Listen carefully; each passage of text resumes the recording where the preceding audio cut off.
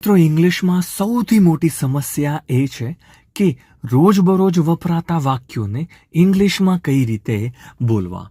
આવા વાક્યો તમે રોજ વાપરતા જશો કે લાગે છે કે એ પૈસાદાર છે, લાગે છે કે એ માની જશે, એવું લાગે છે કે એને નોકરીમાંથી કાઢી મૂકશે અને એવું લાગે છે કે વરસાદ પડશે.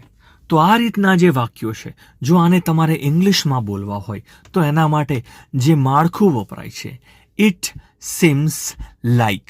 બોલો, ઇટ સિમ્સ લાઈક. એના પછી તમારે વાક્ય જે આવતું હોય એ મૂકવાનું.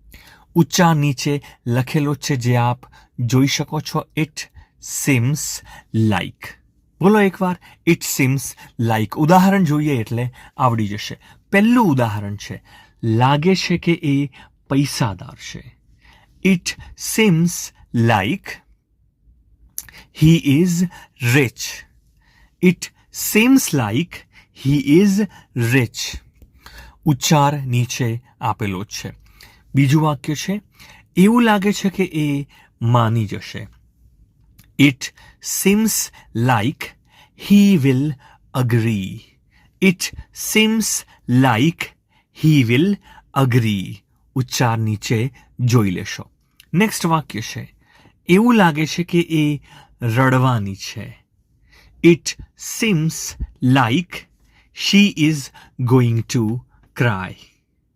It seems like she is going to cry. ઉચ્ચાર જોઈ લેશો. નેક્સ્ટ વાક્ય છે, એવું લાગે છે કે એને નોકરીએ રાખી લેશે.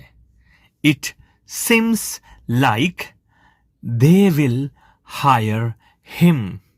It seems like they will hire him.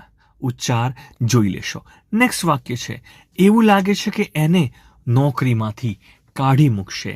It seems like they will fire him.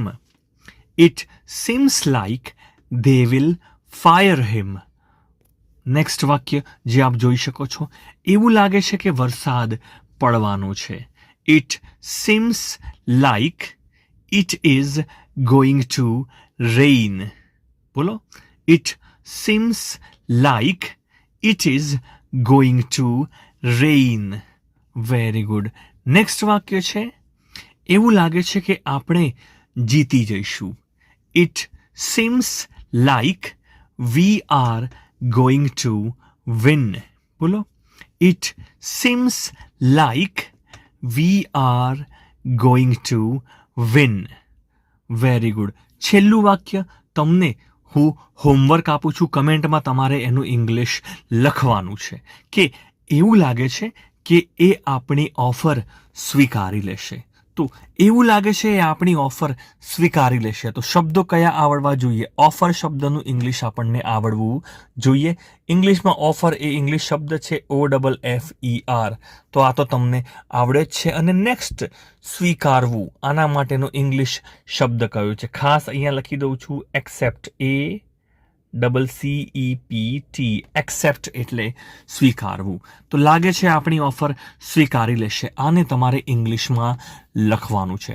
તો મિત્રો, આ વિડીયો તમને કેવો લાગ્યો કમેન્ટમાં મને જરૂરથી જણાવશો. અને કંઈ પણ ડાઉટ હોય તો પણ મને કમેન્ટમાં જરૂરથી જણાવશો. અને મિત્રો જોડે આને બને એટલું શેર કરો, જેથી વધારેમાં વધારે લોકો આ વિડીયોથી, આ માધ્યમથી ઇંગ્લિશ શીખતા થાય.